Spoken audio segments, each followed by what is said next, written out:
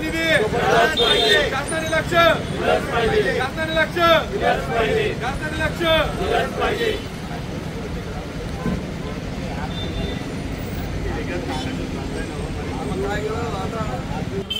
आम्ही मागील 10 महिन्यापासून सर्व ठेकेदार बंधू आमच्या स्वतःच्या हक्कांच्या पैशांसाठी निधीसाठी अक्षरशः त्रस्त झालेलो आहोत। मागील 10 महिन्याच्या काळात आम्ही 4 वेळा निदर्शनं केलेली आहेत, आंदोलनं केलेली आहेत।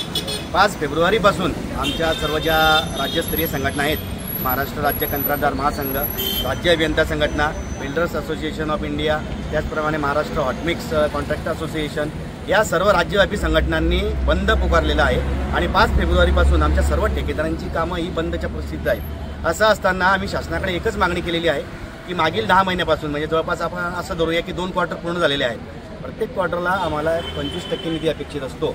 तसा जर आपण हिशोब केला तर आजच्या तारखेला आम्हाला कमीत कमी 50 ते 60% निधी हा मिळालाच पाहिजे होता, परंतु शासनाने आमची दखल घेतली, आमच्या आंदोलनाची दखल घेतली आणि आम्हाला तुटपुंज स्वरूपाचा निधी दिला।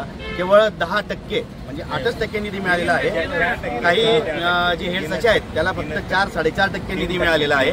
तर हा ठेकेदारांवर प्रचंड अन्याय कायम सुरू आहे, सातत्याने सुरू आहे।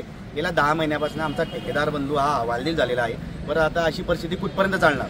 कुठपर्यंत आम्ही सर्व शांततेच्या मार्गाने आम्ही हा आंदोलन करत आहोत, निदर्शने करत आहोत। आता काम बंद आंदोलन चालू आहे। आमच्या सर्व ठेकेदारांचे जे मजूर वर्ग आहेत त्यांचे उपासमारीची वेळ आलेली आहे, जे मटेरियल सप्लायर आहेत त्यांचं पेमेंट द्यायला आम्हाला पैसे नाहीत, त्याच्यामुळे त्यांच्यावर उपासमारीची वेळ येत आहेत। तर अशी अराजकता निर्माण होत आहे। तर आमची शासनाला हीच विनंती आहे की आता तरी आम्हाला मार्च महिन्याच्या आधी मार्चपर्यंत 50% निधी द्यावा, जेणेकरून आमच्या सर्व ठेकेदारांची जी बँकेची खाती आहेत ती सुद्धा नियमित होतील, बँकांचं व्याज भरलं जाईल। त्याचप्रमाणे आम्हाला पुढील कामं करण्यासाठी जोही सहायता लागते, अर्थसहाय्य लागतं, ते सुद्धा बँक आम्हाला देऊ शकेल। या सर्व आम्ही आमच्या ज्या अडचणी आहेत या शासनाकडे वेळोवेळी मांडलेल्या आहेत, परंतु असे असताना सुद्धा सातत्याने शासनाकडून आमच्याकडे दुर्लक्ष होत आहे। म्हणून आम्ही आज हा असा पवित्रा घेतलेला आहे। आता आमची वाहनं सुद्धा बंद पडलेली आहेत, त्या वाहनांमध्ये डिझेल टाकायला सुद्धा आम्हाला पैसे नाहीत, त्यामुळे आम्ही सर्व वाहनं आता BNCला सार्वजनिक बांधकाम विभागात आणून लावणार आहोत। त्याचप्रमाणे कालांतराने आमचे मजूर, आमचा स्टाफ हा सुद्धा BNCला येऊन उपोषणाला बसणार आहे आणि काही इशारा दिल्यानंतर काही दिवसांचा अवधी गेल्यावर जर शासन आमची दखल घेत नसेल तर आम्ही रास्ता रोको आंदोलन तीव्र पद्धतीने करणार आहोत, हे मी तुम्हाला सांगू इच्छितो।